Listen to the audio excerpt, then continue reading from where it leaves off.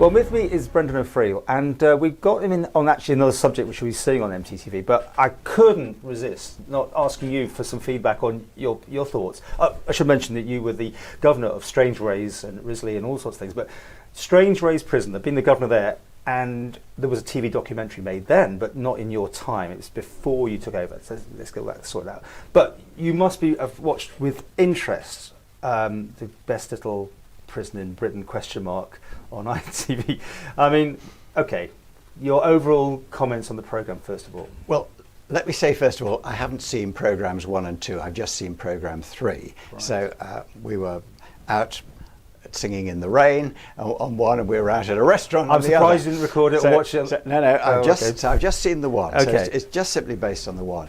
And of course, I have a lot of interest and experience of that original Rex Blumstein documentary, which was the very first time cameras had really been let into prison to do a fly on the wall approach to Strangeways. That was seismic changes. Oh, it was extraordinary. To see the conditions in there. Absolutely. Slopping out and the violence and well, I mean, the cameras seem to have a pretty free reign. I mean, they did a terrific job because it stands as a record of really what was going on in 1980 to 82 in the prison service. And the riots were after that, weren't they? Oh, the riots were in 1990. In your time? Yeah, that's right. I mean, riots tend to occur when you're getting things, when you're improving things, because I think, in a sense, when things are absolutely dreadful,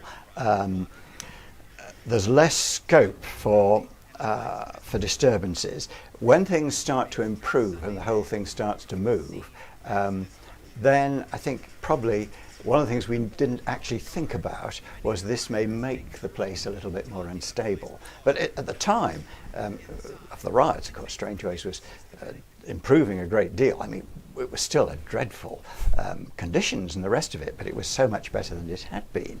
So let's come on to the best little prison. First of all, aren't the shots of the island remarkable? And I'm sure publicity-wise for the island, the framing of that programme must be really good, and I'm delighted to see that. It's like a little tourist board film inside something else, isn't it? That's right. The prison itself, I've been round it, and it's a very interesting design. There's a great deal more scope. When you look back to what we had originally in Douglas and Victoria Road, and of course before that at Castle Rushen on the island, I mean the conditions, the opportunities are so much better. It's a nice, small, modern prison. Most people that I've talked to, and I've talked to a number of people about their immediate reactions, tend to say, oh, doesn't it look very cushy there, you know, look, they've got lovely beds and they've all got a room and this, that and the other. What they forget is that the punishment of imprisonment is losing your liberty. You can't go home at night. You can't go home, you can't choose what you do, you've got to stick within what at the end of the day is quite a rigorous regime because you can't do what you want. There's another aspect to it as well.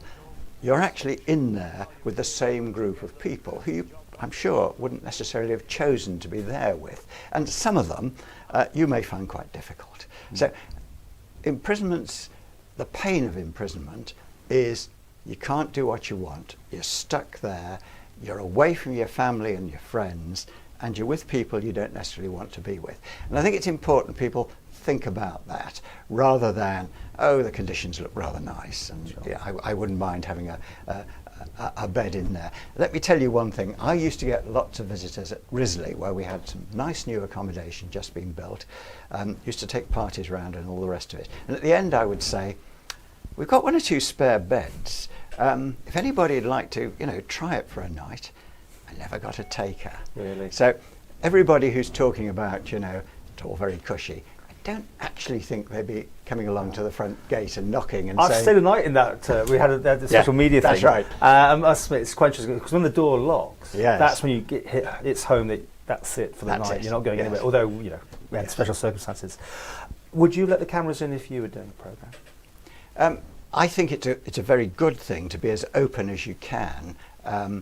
It's actually quite difficult in a small prison like the Isle of Man prison, where an awful lot of people will be known to the islanders, at any rate, how far you can protect their privacy, how far they're willing to appear on camera, and you've also got to be a bit careful that the cameras don't, people don't just play up for the cameras, that you get a genuine view of what's going on rather than something that's, Sure. sort of Okay. set up. You haven't answered the question. Would you let cameras in? Or Oh, would you, I've always let cameras in. well, would you have loads of conditions? Or if you can even have conditions? I mean, depends.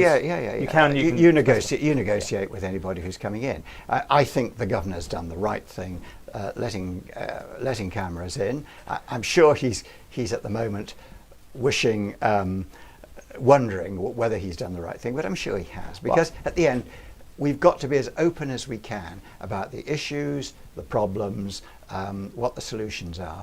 And what the governor should be very proud of, as I understand it, they've been getting some quite remarkable results in terms of the drop in reoffending. And anything that brings down reoffending, which after all is probably at 60-70% across in the UK, if we can get that down well below that, we're doing well. And everybody should be contributing, because the quicker we can stop people offending, earning a living, paying their taxes, contributing to society, the safer we all are. Absolutely. Back to the programme though.